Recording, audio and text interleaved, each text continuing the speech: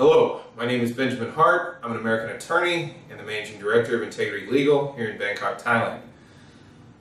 This blurb will sort of give a brief overview of what to sort of issue spotting, what to look at with respect to getting married in Thailand. So, marriage in Thailand is a little bit dissimilar to the system, say, in the United States, in that Thailand utilizes pretty much a pure civil law system with respect to the registration of marriages and divorces. For divorces, I urge the viewer to go ahead and look at the divorce video, which is also on this channel. But with respect to marriages, basically, as I said, it's not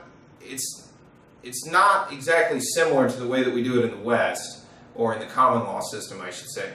And here's the major difference is, no matter what kind of ceremony an individual has, they get married in a church or a temple, whatever, at the end of the day, for purposes of legal marriage registration, one has to go to a civil registrar and register. Actually, both people have to go to a civil registrar and register for a marriage.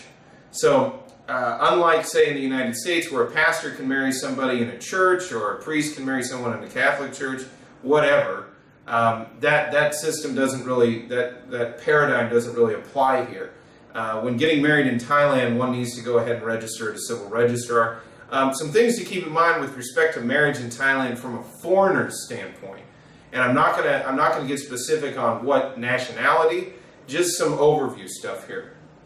In many ways, marriage and divorce, especially in the case of non-contested divorce, is relatively straightforward in Thailand. I mean, it usually takes an afternoon and boom, you're married, or boom, you're divorced if it's non-contested. In Thailand, though, with respect to a foreigner who's wanting to get married to a Thai national, or two foreigners who are trying to get married, things can get a little more complicated due to the fact that they're going to be needing some documentation from their embassy or representative, consulate, whatever you want to call it, here in Thailand.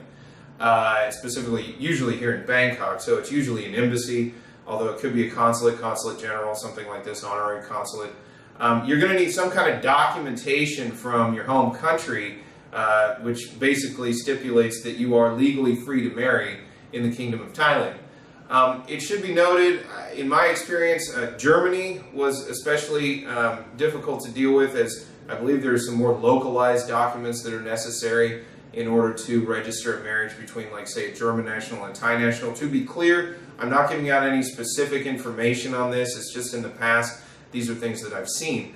But it's something to keep in mind because it can cause delays. And what I mean to say is, for example, with an American who's getting married here in Thailand, they basically need to go get documentation from their embassy that basically says they're able to marry.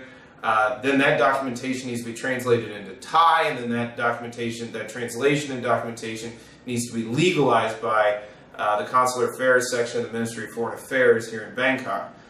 For more information about notarizations and legalizations, there's another video on this site regarding those matters, on this channel regarding those matters. But what I'm bringing up right now is, this is not a one-day affair. One's going to need to go to an embassy, get the specific documentation, and it may differ depending on one's marital history, and go ahead and get that documentation. Then that documentation has to be, again, translated and legalized. That's going to take a little bit of time. And then after that's all done, presumably, and we're going to presume the other spouse is a Thai, the Thai and the American can then go ahead and go to what's called an Ampur, or civil registrar, and get married. And once that marriage has been legalized, that's a legal marriage pursuant to Thai law, and it's recognized internationally. So it's something to keep in mind. A couple of quick things with respect to same-sex marriage. As of yet, same-sex marriage is not legal in Thailand, so it's not possible to marry your same-sex partner in the kingdom. For information regarding same-sex marriage and U.S. immigration, I urge you to check out that video on this channel. Further information with respect to marriage, once the marriage is legalized, then it can have implications for U.S. immigration matters. For example, someone who's gone ahead and filed for what's called a K-1 fiancé visa if they've registered a marriage in Thailand, well, they've now rendered themselves ineligible to receive K-1 benefits because they've gotten married.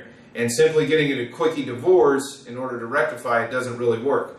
So with respect, and the other thing to think about is marriage visas for the United States and fiancé visas have different processing times. So before getting married, it may be wise to go ahead and discuss the matter with an attorney to sort of figure out if it's going to give you the benefits that you want in the short term, or if it's going to cause delays to possibly an immigration case. These are all things to keep in mind.